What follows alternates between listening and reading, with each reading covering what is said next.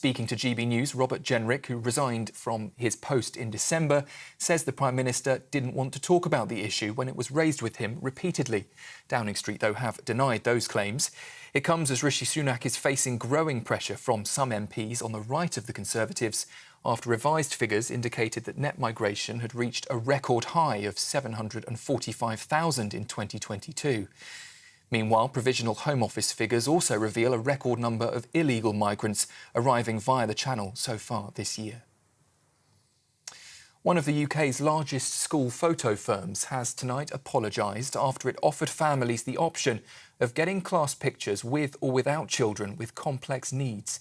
Parents in Aberdeenshire have expressed their anger after being sent two versions of a class photo to choose from, with one excluding classmates with additional needs. The mother of one of those children who was excluded from the class photo said it was heartbreaking to see her child effectively, in her words, erased from history.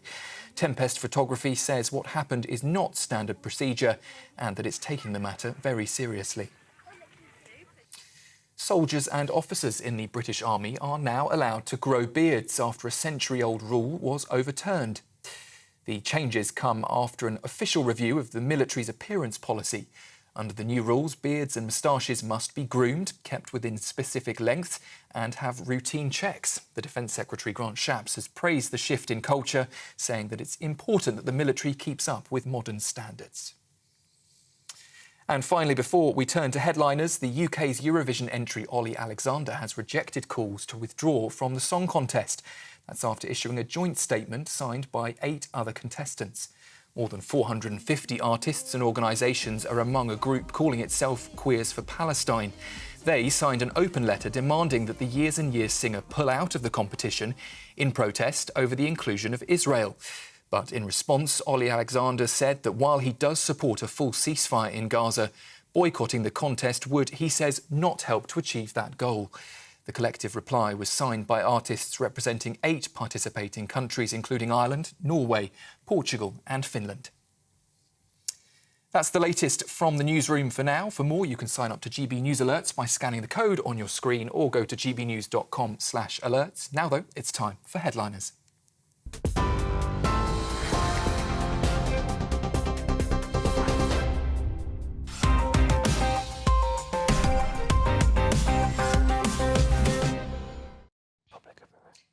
Welcome to Headliners. I'm Cressida Wetton, taking you through Saturday's top stories for the next hour. I'm joined tonight by recently red-pilled Josh Howie and long-time Mail separatist Nick Dixon. How are you both?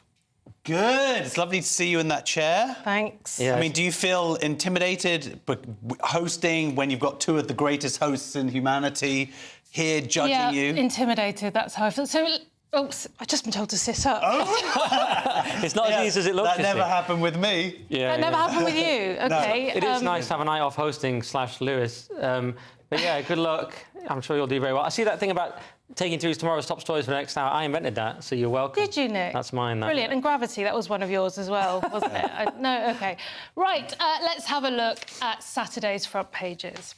So the Daily Mail has Labour more trusted on defence than the Tories. The Telegraph has plan for league table of migrant crime. The Guardian has schools risk fuelling hate by avoiding talk on Gaza war. And the Times leads with NHS patients facing long waits will get private care. iWeekend has marooned by cuts to buses, 16 million miles of routes axed. And finally, the Daily Star has Dad's Hairy Army, and those were your front pages.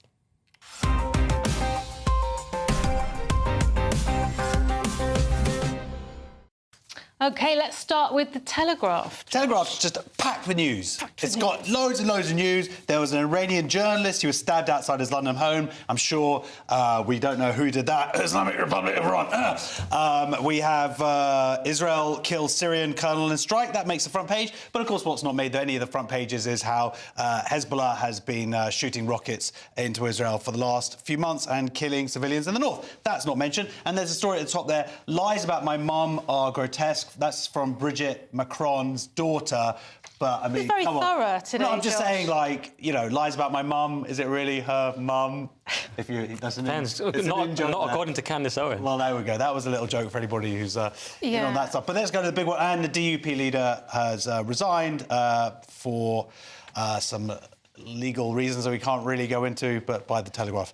Right, plan for league table of migrant crime. This is a pretty big story. We just had our very own Patrick interviewing Generic, former immigration minister, about this. And it turns out they do this in Denmark, they do this in America. The idea is, let's find out who commits the most crimes and where they're from and what their immigration status is, and then we can have some facts. So this feels like pretty big news, Nick. I mean... Yeah, I mean, my approach would be don't let anyone in, but I would take this as a second best. It's quite tricky for the parts of the left because they have to pretend that, on the one hand, everyone's a refugee from a terrible, dangerous country, and on the other hand, other countries are no different and can't be differentiated from each other. Yeah. Whereas what Denmark do is just, they've noted that Kuwait, Tunisia, Lebanon and Somalia have far higher crime rates, so they've had to introduce this kind of points. Well, it's different to the point system based on skills. It's a new kind of point system based on crimes. Well, do you know, when Robert Jenrick was being interviewed by Patrick, he did make the point that we don't know at this point what our table might tell us. But we do. That's the crazy thing is we do have the information. Right, but we haven't looked at our table yet because I guess it's the ONS were approached and they said, no, we can't give you that information. It would be too expensive to produce it. Apparently GBNews said, we'll pay for it. And they said, no, you still got... Anyway, we're going to have it now.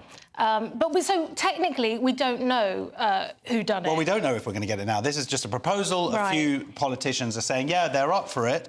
But really, in terms of it being expensive, it's cut and paste. The information is recorded somewhere and they just need to sort of top things up and just put it onto a spreadsheet. We're very weird about immigration. I mean, as you just probably saw in the news bulletin, Jenrick was saying that Sunak didn't want to tackle legal migration. He's all about the boats and the illegal, but no one wants to tackle the legal migration, which has got so ridiculously high under the Tories, even worse than But Labour. which we arguably need because we need it for care homes, and this is where we need to a certain amount of non-criminals. Perhaps we need another table of care homes. We probably already know that, don't we? OK, moving on to the Times, Nick. Yeah, so the Times says NHS patients facing long waits will get private care.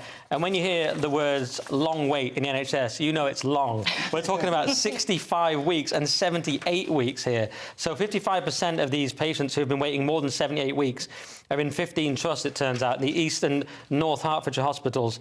And the ones who have been waiting more than 65 weeks are led by University Hospital Sussex. So the point is, it's a few targeted places. And what they're saying here is we can't just keep cranking up taxes because the NHS is broken, when actually, although it is broken, these 15 trusts are particularly broken. So what they need to do is target them. They're sending in people to oversee it, improve processes, make them get more out of their budget, and give these people options so they can go elsewhere. I mean, I've got crippling health anxiety, so I can't wait more than 65 minutes to check with someone. So 65 weeks seems kind of... Or 78 weeks just seems insane. But some hospital trusts only have 1% of people waiting over the 65. Well, I think this is brilliant. Name and shame. I mean, why not have accountability? Well, this is why you have sort of Ofsted, and that was the idea behind it. Anyways, people have this information. I think there is an equivalent for hospitals as well. But what they're going to do in terms of they're saying a sort of stick and carrot idea is that the hospital that people are going to get sent to, whether it's private or another NHS trust, will get the money instead of the hospital where it is waiting. So it's an incentive for them to... I'm amazed that isn't already the case. You'd think they'd just be billing each other. And of course you'd think that... Well, they're saying here that it has been an option already. When you wait over a certain amount of time, you should be given that option to go elsewhere. But it just, like most things, hasn't been implemented. And now they're going to be sending in a special team who are just going to try and sort all this stuff out. Just in time for the election. Oh, excellent. OK, what's The Guardian going with, Josh? Labour more trusted on defence than the Tories. Explanation, mark or point, depending whichever one you go with. Yeah, this is weird because only a few years ago it was a big difference. That was, of course, when Corbyn was in charge, and the sort of low point being probably when he said with the poison evidence, like, let's send it off to Russia. They can mark their homework. Mark their own homework, yeah. But this article seems to suggest that it's a big, like, one of the big factors in terms of who people are going to vote for. I don't really understand why Labour have taken the lead It doesn't really explain Aren't they just sort what of perception. responding to this idea that the Tories aren't spending enough? Yeah, So but there's it's sort no of like- evidence that Labour are necessarily going to spend more. No, but maybe, I mean, people are just sort of, it's like a protest vote in a poll, isn't it, Nick? Yeah, they're in opposition, so it's easy to imagine they might do it, whereas the Tories are not doing it. And there's all that pressure with NATO, with Trump's comments, you know, are people going to spend enough? Is NATO going to be serious in the future? So, yeah, it's easy to seem like you might. The other thing is, Labour don't have the same issue of being seen as the nasty party, so they can seem tough on these things. So they may well spend more, or at least be perceived that they're doing more. Also, it's easier in general for Labour to do things because the civil service are all on their side, and they're the party of state intervention anyway. I mean, you may or may not recall in 2006, David Blunkett was rumoured to have said that we should machine gun inmates in prisons. He denied it, but he was rumoured to have said this. So the point is, one advantage of Labour is because they're perceived as the nice lefty party, they may actually be able to be tougher, including on things like defence. Yeah, but they're not going to have the options because there's no money to pay. Well, there is No, that. just yesterday, There's no Starmer was magic saying money there's tree. no magic money tree, guys. OK. Yeah. And finally, ending this section on the Daily Star, Nick. Yeah, they've got Dad's hairy army. At last, our soldiers are allowed to grow beards, but only proper ones. Apparently, I don't know what constitutes a proper one. It sounds a bit subjective. Mine's a proper one. and Yours is proper, yours mine's is not. Yours- Yeah. No, I Okay. think it's goatees that they don't like. No, Yeah. sure, but Nick's is not masculine enough. I can I have a think really we've long got one if I want a it. pair of proper beards here. Yours wouldn't pass This muster. is There's a- no this is a- chance. this is a You proper might get in the army. Navy in the 19th This century. is SAS big. No, it says here, surely this is just a taste option, isn't it? Because everyone knows goatees are rubbish. Yes, It's apart a from swipe Tony, level apart from beard. Tony Stark. They're going to have to be tidy. The beards will have to be tidy. Does Josh's look tidy to you? But this is SAS. This is me 6 months in the desert fighting. Well, that's Right, different. okay. Yeah, that's like prisoner of war beard. Don't get too close up on that beard. Basically- don't intimidate people with this level of masculinity. It's going to be the first time since 1908 that you can do this, and so, but they are warning that our standards can't stop. But of course, the standards are slipping in all ways. But the main problem with our military remains that we don't have a military. That must be why women are going to be the answer. They've Well, got that's it. Yeah, they tidier can grow beards. beards. Yeah, with their hormones. But also, will this pull people in? Will people who really want to join the army go, oh, brilliant, finally I can join the army with Marginal my beard. gains, every little helps. OK, that's the front pages examined. Join us after the break for Labour's latest promise, Justin Welby's change of heart, and Putin's undercover propaganda network. See you soon.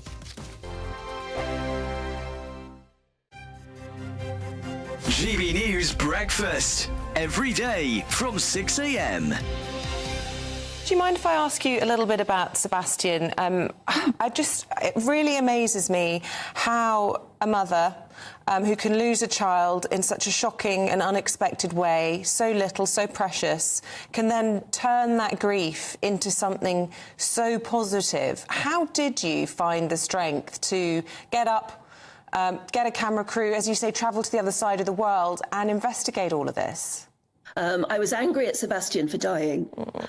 You know, you feel like saying, God, 32 years later, and I can still get very, very upset about it. I was angry that something that while he was born and lived with me and slept and then died, they were actively campaigning in New Zealand to try and stop this happening because they had a very high cot death rate there.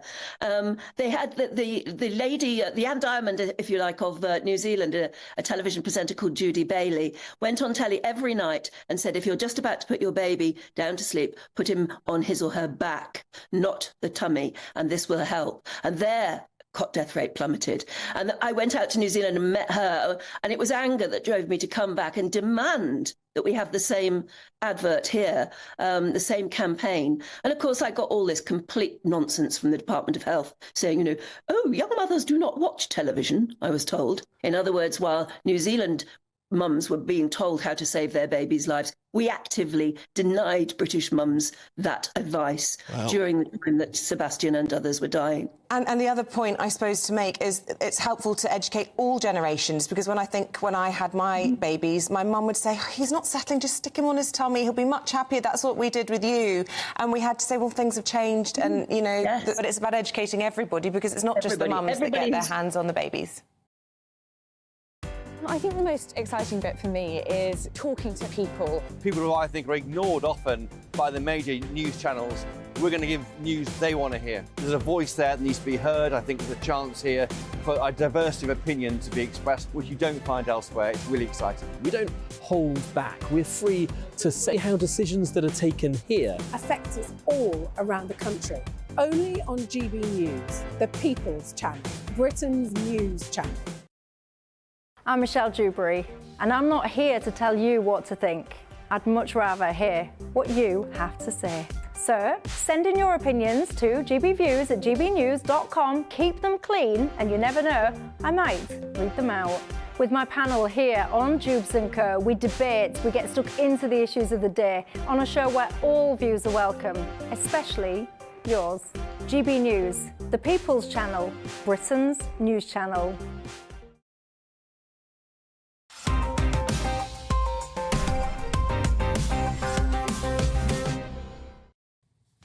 Welcome back to Headliners, your first look at Saturday's top stories with me, Cressida Wetton, and my high-value guests, Josh Howie and Nick Dixon.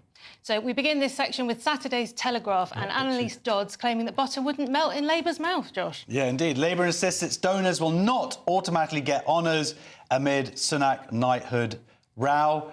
This is because it was announced that Sir Mohammed Mansour, who gave £5 million to the Tories in 2023, is coincidentally going to get a knighthood. Well, but this is the first thing: is do you? Excuse my ignorance. Do you instantly become like a sir? Like when you say you're going to get a knighthood, like was he just the other day Mohammed, and that now they've announced it he's sir? They just said. You have to. I thought you had to do some stuff. Do you get double sir? He's done his stuff. He's involved in the. No. But what I mean is, has he been sirred already? It's just that they're going straight with the sir. I don't know. I just don't know how it works. I thought he had to get the whole sword on his shoulder. Whatever it is, he's now sir. If you give him Mohammed. $5 million, you go straight to the top. Well, that's it, but I'm just wondering if he's been double sirred. That's all I can understand. Yeah, so $5 million. So what this has been pointing out, Labour are now saying, hey, look at this. So they're saying that financial backers would not receive one automatically unless they've given really loads of money. No, they didn't say that. Yeah, it wouldn't happen, but it could happen. Yeah, exactly. But the thing is, of course, is that people who are who can just afford to give £5 million tend to have achieved something. I'm generalising here. And also use some of that wealth for charity. Now, some of it might be genuinely sort of altruistic, and some of it's just because that's what you're meant to do when you're rich, and that's how you get invited to parties, and you're meant to form foundations and whatnot. So this guy's done that stuff. Yeah. So they can go, well, look, it's not because he gave us $5 million. That's just a coincidence. Look at what he's achieved. So what we're looking for is somebody that's done lots of good stuff and hasn't given any political parties any money. Yes. It sounds like Josh is pro-wealth. I was hearing a very sort of Tory sort of Thatcherite vibe. I'm just saying there. that, like, this is what they always do. We had the the votes for honours and all that stuff back in for peerages 15 years ago or 20 years ago or so. This is such a boring story. It's like Labour won't do this thing when they get in. I mean, who knows what they'll do? I want to go back to the aristocracy. Full inherited, everything's inherited, nothing's elected, just a few old posh blokes run everything. It was better. Of course, they've all gone now. I mean, Churchill was the last of them. Really. They've all gone, so we need some new ones. So where would you feature in this new... Yeah, I could be part of it as a new kind of intellectual elite, if you like. Very nice. Yeah. All right, well, all I know is I just want to say to Labour, I would like my 10 million back. Yeah. Very good.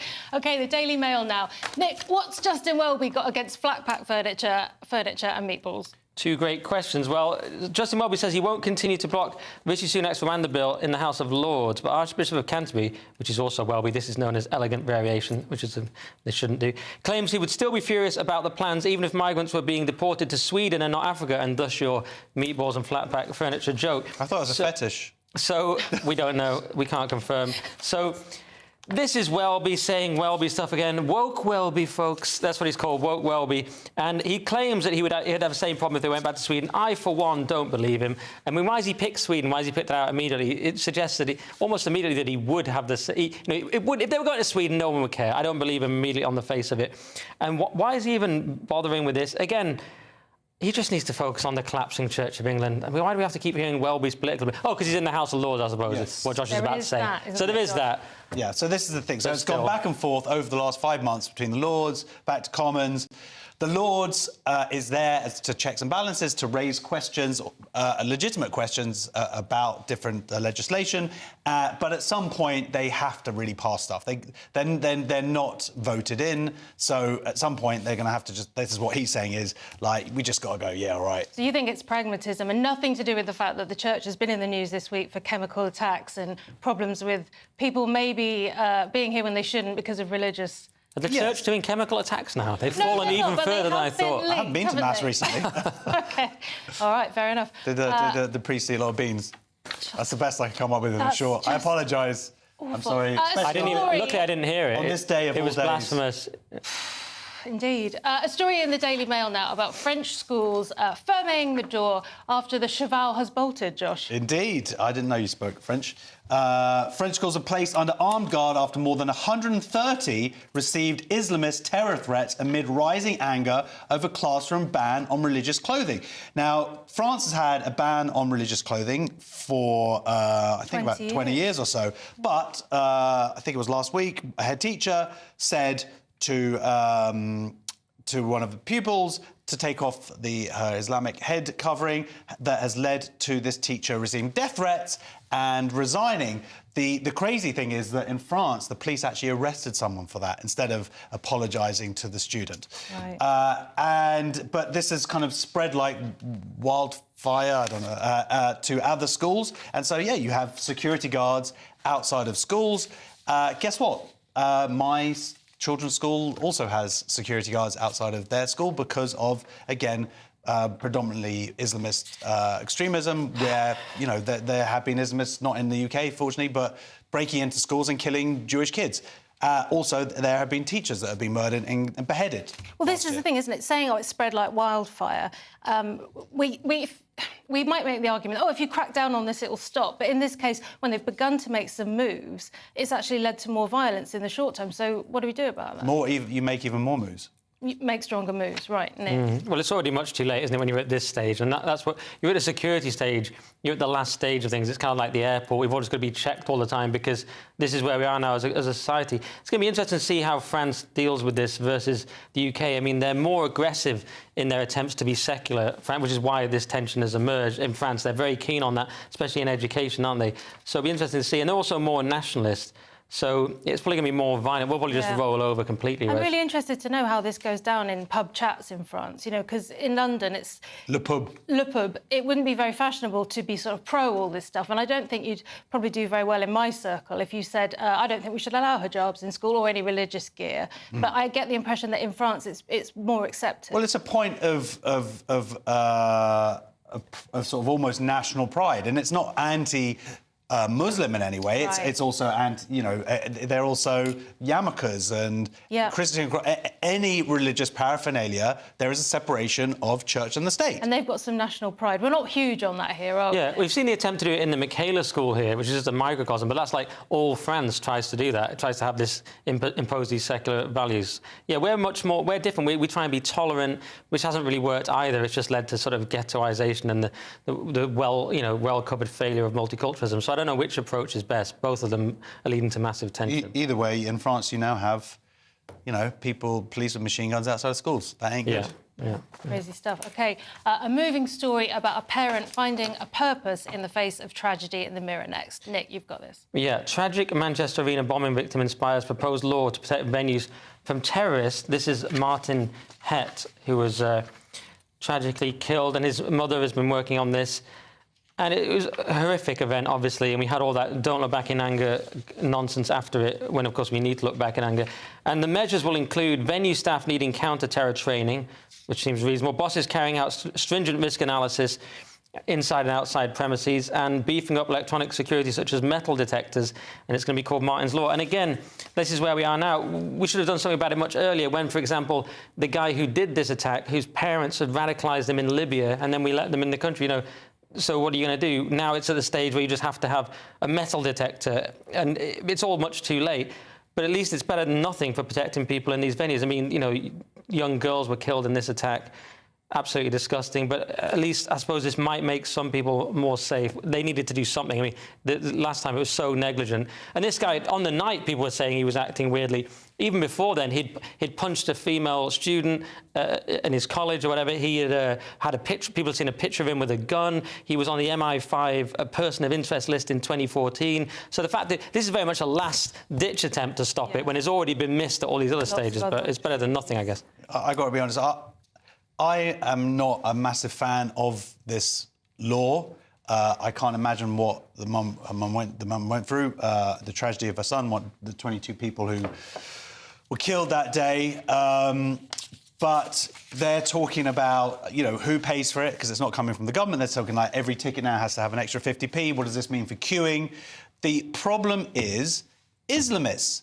That is where resources, the time, needs to be spent and invested in and dealing with. So I agree with Nick that this is the last step, but let's go back to the first step. Let's sort this out. Let's, make sure that things don't get to this point. So back to our first story about measuring who comes into the country and their visa status and so on. That kind of feeds into this, doesn't it? And so, although it's all getting a bit late, the Tories have got a chance if they implement it. And apparently this is, in May, it will be a year since this happened, so the mother's been pushing for it. She's saying, get this done before May. That, with potentially looking at these statistics about who's coming in and their status. I mean, is this an opportunity for Rishi to sort of finally get his act together, or do you think it's all just too late? It's too late. But the question is anybody going to use this as an opportunity? Because someone needs to do something. And it's like, is it this thing where we're just going to keep on taking these measures after the fact, the last possible measure, rather than try and sort it out at the beginning before it gets to this point? Are we just going to have security guards and, we just had the last story. We're going to have machine gun police officers outside of schools. We're going to have security into every single public venue because they put that security there and the bombers would go somewhere else. We will, because the unpalatable truth behind it all is that liberal democracy allows for a certain number of horrific deaths from these kind of incidents. That's just the reality. It's not what I believe in, but that's just what that's what it is. That's what liberal culture is. Finally, in this section, The Express with news about Putin having friends in sanctioned places, Josh. Yeah, Putin's hard-right cronies in Europe laid bare as the Czechs exposed propaganda network. This is a website called Voice of Europe, and a couple of people whose name I cannot... Medvedchuk. Yep, I'll take the word for it. Marchevsky. And turns out that they'd covertly financed this website, and this website had also then paid money to a bunch of politicians across Europe, including MEPs, who would then push the Russian and Putin's agenda, and including, they're also saying, some people from the hard right, well, they say here hard right, but the Alternative for Germany, the AfD, as also being involved as well. So, of course, we know that Russia, basically, that's what Russia does. They have their little bot farms that I see all day, every day, online and in different social media spaces. And they're also spending this money, and it's gone out into countries, Belgium, France, Germany, Hungary, Netherlands, Poland. And they are giving money to politicians to then push Putin's what he wants to say. Nick, anything? Well, not loads. You get from this side, don't you? There were so many. I'm going to ignore that. There were so many layers to this story that I don't understand. That we get these stories quite late, and it's Russian misinformation, or is it? And it's hard right, or is it? You see hard right, you never know if they're even hard right anymore. And it's all in Russian as well. It's like a Dostoevsky novel without the good bits. So I've got no idea. What Josh said may well have been right. That's it, you throwing doubt on that story. OK, that's the end of part 2. I don't know what it is. I literally don't know what it is. For some not... Josh is trying to get me sacked for a change. He's trying to pretend he doesn't know what it is. Shut up, Josh. God, it's like having Lewis here. Join us in part 3 for some not very exciting Easter news from the BBC and another cracking story about, yes, eggs. I'm so sorry. Don't go away. Hello there, welcome to your latest GB News weather forecast on the Met as we go through the rest of this Easter weekend. For most of us, we've continued to see the mix of some sunshine, but also the risk of some rain at times. It's all courtesy of this area low pressure, which is going to hang around as we go through the next few days. But with winds coming up from the south, it should feel a little bit less cold. So as we end Good Friday, still the risk of some showers across parts of Scotland, Northern Ireland, maybe western fringes of England and Wales, but elsewhere turning clear with the risk of a few misty patches forming come dawn, and also a touch of frost in the countryside. So we do start Saturday off on a bit of a chilly note, but some sunshine from the word go. Risk of a little bit of cloud and patchy rain just reaching the very far east of England. And the main focus of any showers tomorrow will be, again, across more western and northern parts of the country. But there should be a little bit fewer and further between compared to today. Temperature-wise, in the sunshine, not feeling too bad. Highs reaching around 14 or 15 degrees. Having a look at Easter Day, a bit of a cloudy start across many eastern parts, but that will burn its way back towards the North Sea. So for many, again, it's another day of some sunny spells, risk of a few showers, potentially a little bit more in the way of persistent rain just arriving in the very far southwestern corner. And that sets us up for a bit of a north-south split on Monday. Rather grey and wet in the south, but hanging on to the sunshine further north. 2024, a battleground year. The year the nation decides. As the parties gear up their campaigns for the next general election. Who will be left standing when the British people make one of the biggest decisions of their lives? Who will rise? And who will fall? Let's find out together. For every moment, the highs, the lows, the twists and turns. We'll be with you for every step of this journey. In 2024, GB News is Britain's election channel.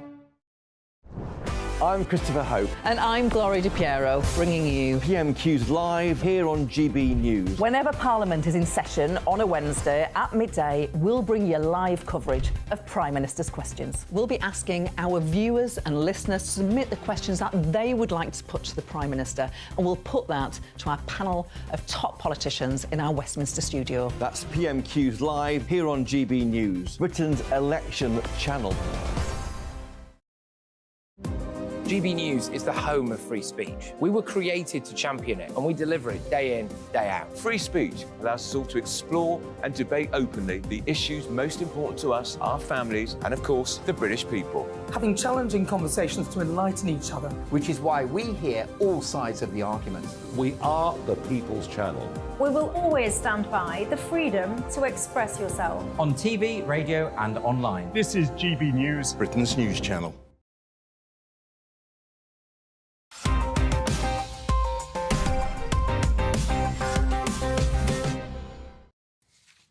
Welcome back to Headliners, your first look at Saturday's newspapers.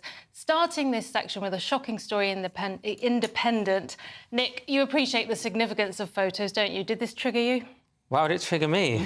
Because I don't like being in Lewis's photos. Photos matter, don't they? Yeah, they bring, correct. They bring It's a photo-based story. It's parents outraged as photography firm offers to remove disabled children from school pictures. Quite shocking. So parents were left devastated after they were offered a version of primary school class photo with children with complex needs removed. I didn't know this new phrase, complex. I mean, don't we all have complex needs? Certainly Lewis does. But this is a new term.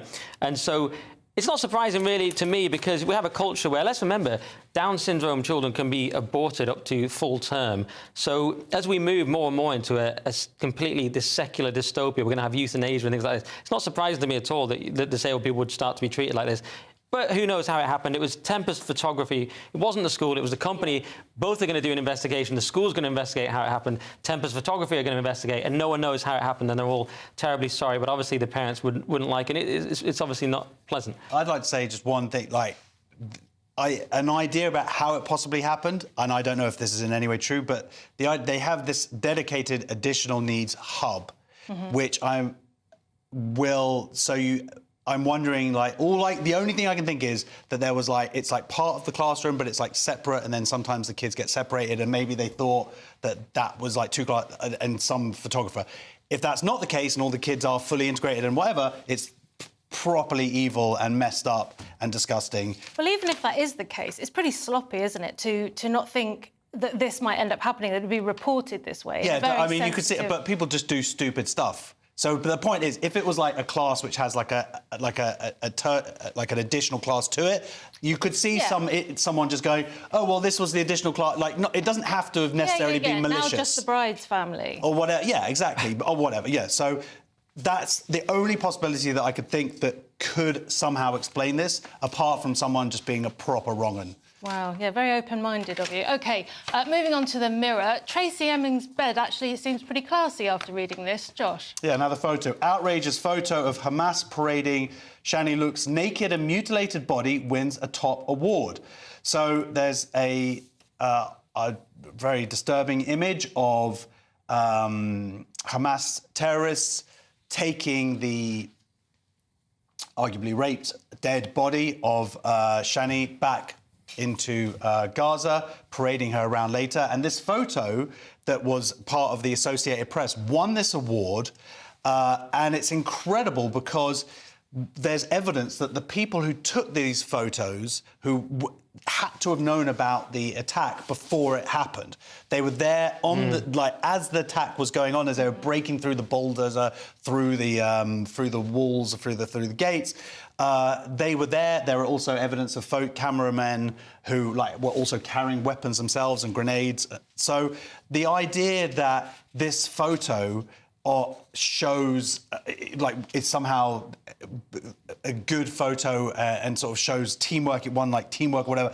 So everybody. That's interesting. So you're saying it's won this because obviously it's a significant photo. Yes. So I don't think it's that it should be condemned like to be never seen again. It's an important piece of evidence. But you're saying it wasn't celebrated for that. It was celebrated for some sort of artistic merit. Well, no, not the artistic merit. Just it's kind of like the collaborative effort of photography staff covering a single topic. Well, we're taking collaborative to the extremes here. We're talking part of it. So the issues are, one, content of having a dead young woman just recently murdered there, and then we've got the other issue about who took it and and how they were part of that team and to what level were they involved. Nick, thoughts? Yeah, I agree. I mean, in theory, a disturbing war photo, for example, could win an award despite having just horrific content, obviously, because it's important work. This, as I agree with Josh, the question, though, is how are these journalists working alongside Hamas? There's been a lot of grey areas about that since, from what I've looked at, in October 7th in general, all these left-wing newspapers and things involved and left-wing media somehow there along with Hamas, like coordinating. That's what makes it particularly disturbing. That's for me, and that throws off the whole question of whether it should win awards and things. Right, sure. OK, The Telegraph now. Nick, you've renounced the BBC. Have they started to renounce you?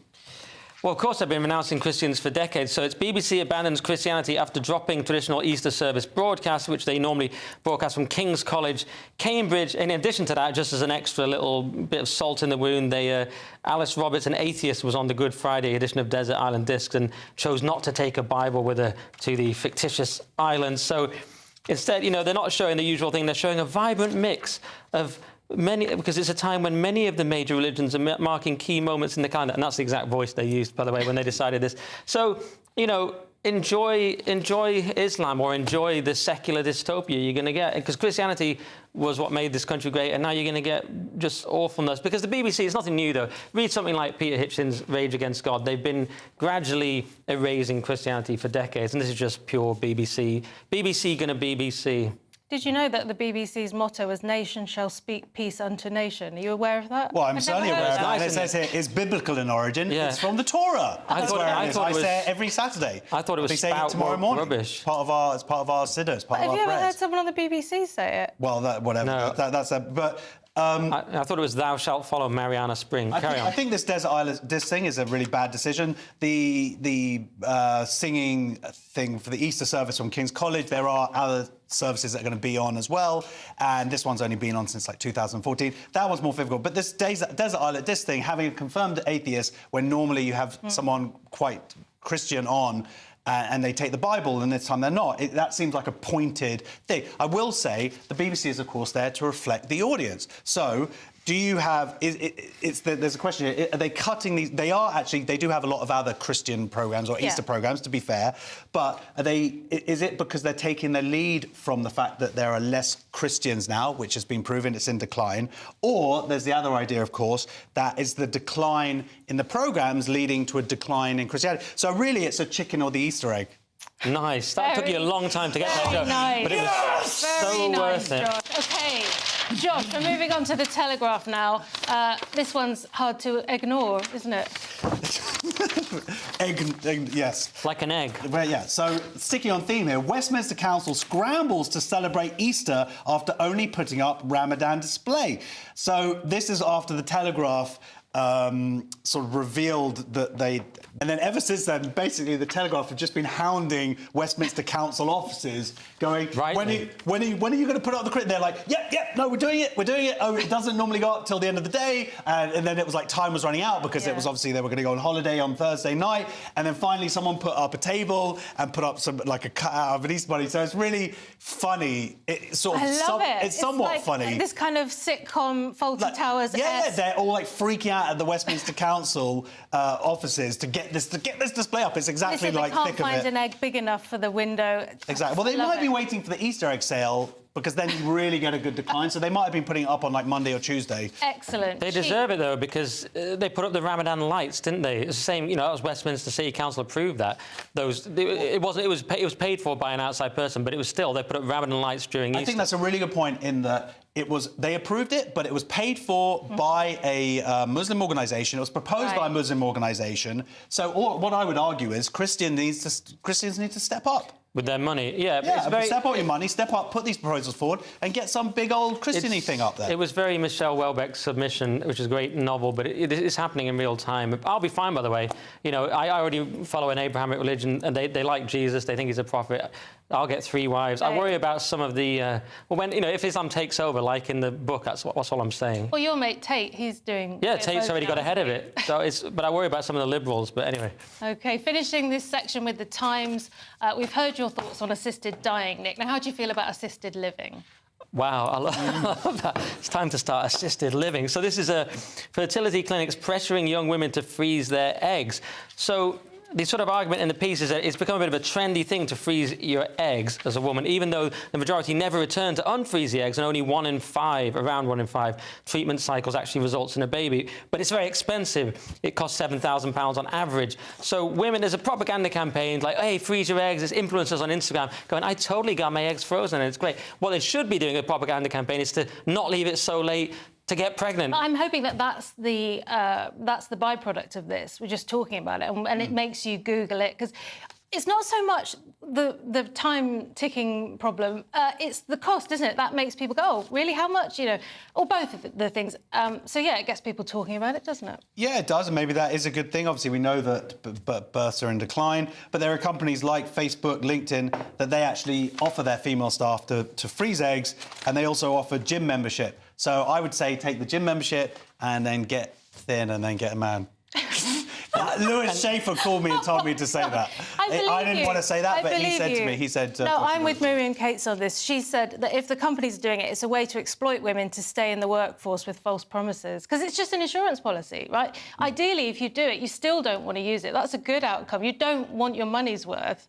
It's just a backup plan for rich people who can afford it. OK, it's time for a break. Come back for the frivolous final section. We'll be discussing quick fixes for daddy issues, a hot potato story, and why being cool in Spain costs extra. See you in 2.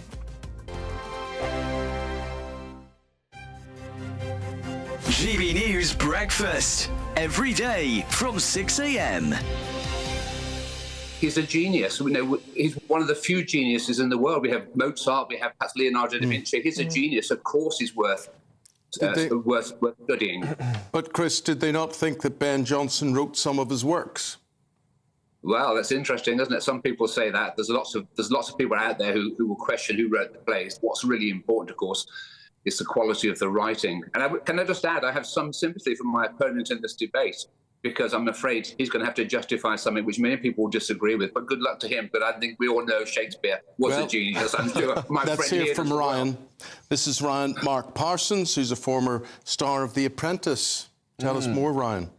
Well, I agree with the other guests. I'm not denying Shakespeare's cultural relevance and significance in history.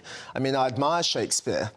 But I guess in terms of his relevance, if you were to define relevance, the Oxford Dictionary says it's appropriate to the time, context and circumstances. And I think there's an argument to be had about whether Shakespeare is relevant in 2024. Let's just look at the language that he uses. It's extremely archaic. It's almost elitist, because you have to have studied his works in order to understand the plays in which he wrote. So I just want to tear my hair out when you say that. I mean, well, it's true. He survives for 500 years and then the Gen Zers chuck it up the wall. And you say it's not relevant. Oh, he's more relevant than ever, because what Shakespeare does tells us about human nature. The human nature in the 16th century, or the 17th century, it was no different from today. If you're looking at Vladimir Putin's headlines today, well, read Julius Caesar. Yes, the language can be difficult, but that's good, because we need to stretch children. We need to present children with things which challenge them. Don't always make life easy for children. Absolutely. No, make them stretch them a little bit.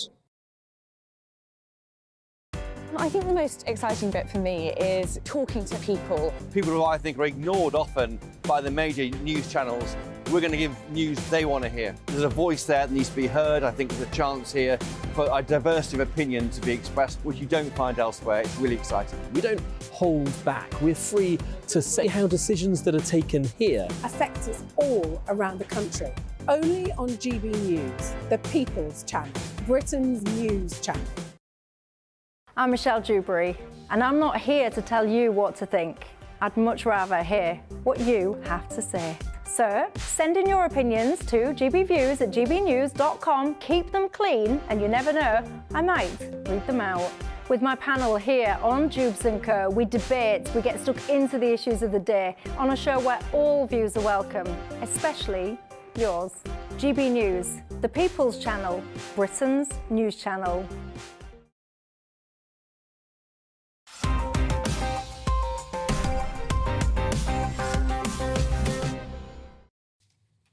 Welcome back to the final part of Headliners.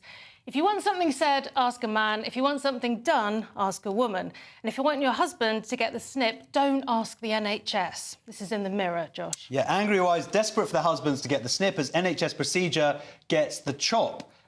So it turns out there are 933 men who are in limbo, who essentially it turns out this trust up in Scotland have not done one for about a year and a bit, and they've not told anybody why. There was a Freedom of Information request, but one of these women, she'd said they had 2 kids and they were looking into it, and basically she found a bunch of other mums on Facebook who were also looking into it. There are reasons why they want their husbands to get the snip instead, because it's some women who have mental health issues, aka all women, but when they go on, I think I've got to push back on that. That's fine with Ofcom. When they're on the pill, or that can affect them even more so. So that's what they're trying to do, and it costs £1,000 to do it privately. So even though you could argue this is a men's issue, we're still hearing about it through the prism of female health.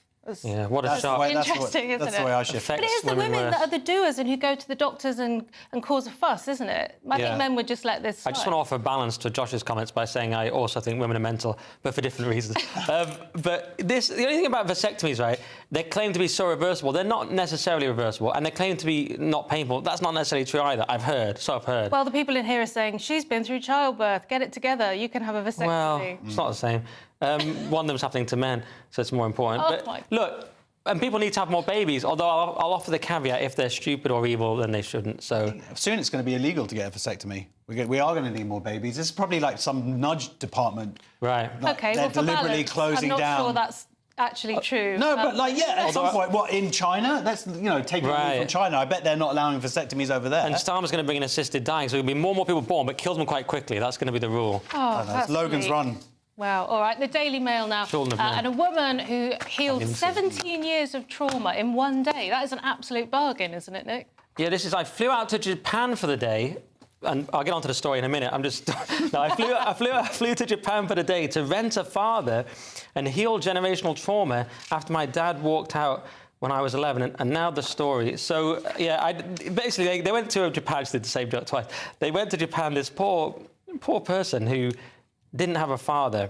And this is tragic. And so they paid someone, a 63-year-old guy, to sort of be their father, give them life advice, which could be rubbish advice. I didn't know who this guy is. He's just some guy that's 63 and he's hiring himself out. Yeah, it might not be the best advice you've ever had. As a fake dad? What a loser. In Japan, they have 1.5 million people classed as social loners. Hard for me to imagine such a thing, but their fatherlessness is obviously that's a massive problem, but you've got this atomized society everywhere, but particularly in Japan. But it's the liberal attack on the family. People are bound to do things like this. This is just a tragic, heartbreaking story, and it shows where we are as a culture in the West in general. And whatever Japan is. And Japan. I might go to Japan and hire someone to let me finish my sentences. You finished loads tonight. I think that fathers... There is an upside to fathers abandoning their kids, in that you can obtain... If you're a bloke, if you get lucky, you can obtain a woman who's outside of your league if she has... I'm just speaking from what I've read. Someone out of your league if they've...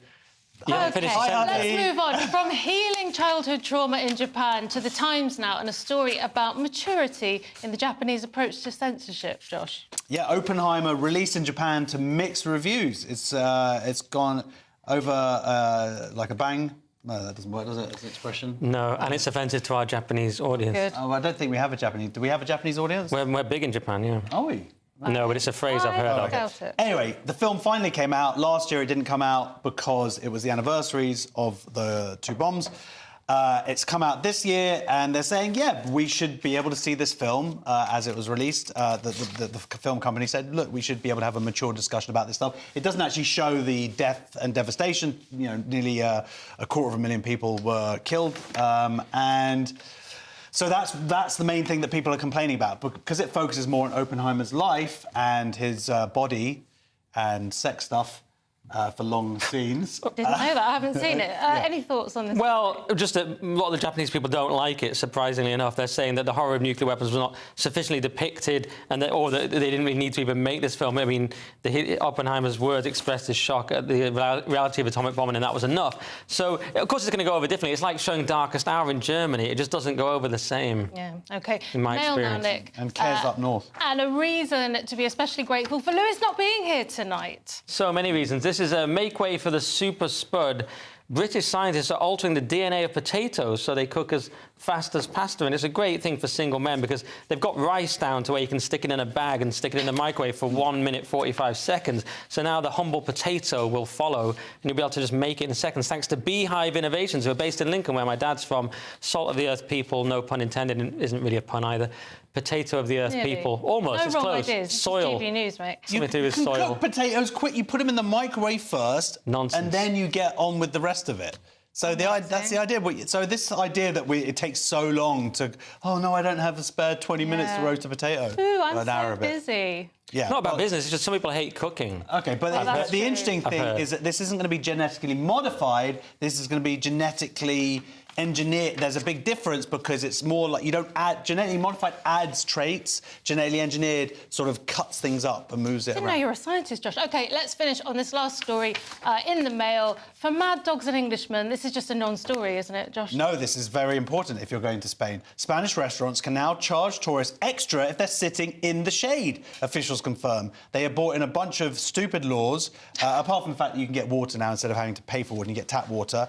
But, yeah, you can, as long as it's signposted, if you want to get shade, and this is in the hottest part of Spain, Andalusia, you have to pay extra for it, which seems... utterly I thought we mental. went there to get sunburned. Yeah, but not when you're eating dinner. You don't want to eat in the heat. This is against fair-haired people like me, who basically the sun is a deadly weapon to... Well, you don't have to go. You're allowed to not buy... Of course I will. I haven't left the country since 2016, but the point is, it's discriminatory if I did go, which I wouldn't. There you go. Very good. OK, the show is nearly over, so let's have another look at Saturday's front pages.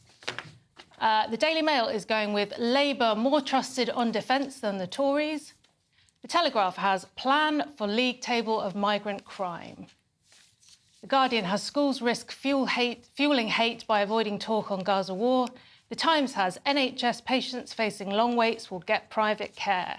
iWeekend has marooned by cuts to buses, 16 million miles of routes axed. And finally, the Daily Star has Dad's Hairy Army, and those were your front pages. That's all we have time for tonight. Thank you to my guests, Josh Howie and Nick Dixon. Nick's back tomorrow with Lewis Schaefer and Adam Kumas at 11 p.m. And if you're watching at 5 a.m, stay tuned for breakfast. Good night. That warm feeling inside from Boxed Boilers, sponsors of weather on GB News.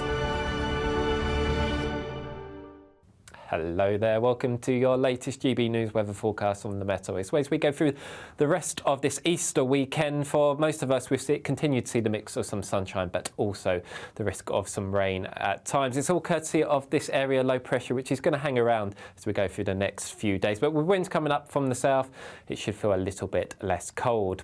So as we end Good Friday, still the risk of some showers across parts of Scotland, Northern Ireland, maybe western fringes of England and Wales, but elsewhere turning clear with the risk of a few misty patches forming come dawn and also a touch of frost in the countryside.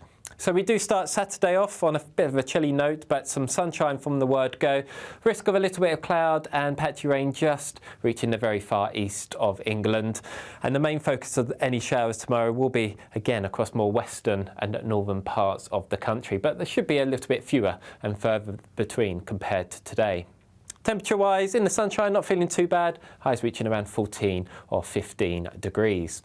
Having a look at Easter Day, a bit of a cloudy start across many eastern parts, but that will burn its way back towards the North Sea. So for many, again, it's another day of some sunny spells, risk of a few showers, potentially a little bit more in the way of persistent rain just arriving in the very far southwestern corner. And that sets us up for a bit of a north-south split on Monday. Rather grey and wet in the south, but hanging on to the sunshine further north. A brighter outlook with Box Solar, sponsors of weather on GB News.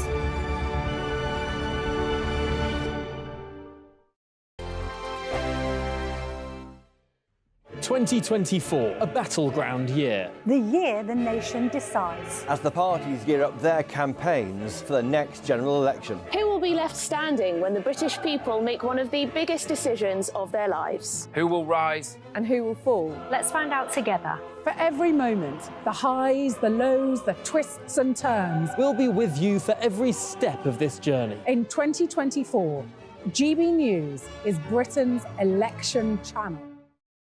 Big news, big debates, big opinion. Patrick Christie's Tonight is the week's biggest show. Every weekday, 9 to 11 p.m, we've got the inside track on the day's top stories. There'll be sharp takes you won't get anywhere else. We will set the news agenda, not just follow it, and I want to bring you along for the ride. Whatever it is, we'll have our finger on the pulse. It's news, but it's this close to entertainment. Patrick Christie's Tonight, 9 to 11 p.m, only on GB News, the People's Channel, Britain's news channel. GB News is the home of free speech. We were created to champion it, and we deliver it day in, day out. Free speech allows us all to explore and debate openly the issues most important to us, our families, and of course, the British people. Having challenging conversations to enlighten each other. Which is why we hear all sides of the argument. We are the People's Channel. We will always stand by the freedom to express yourself. On TV, radio and online. This is GB News, Britain's news channel. I'm Christopher Hope. And I'm Gloria Di Piero, bringing you PMQ's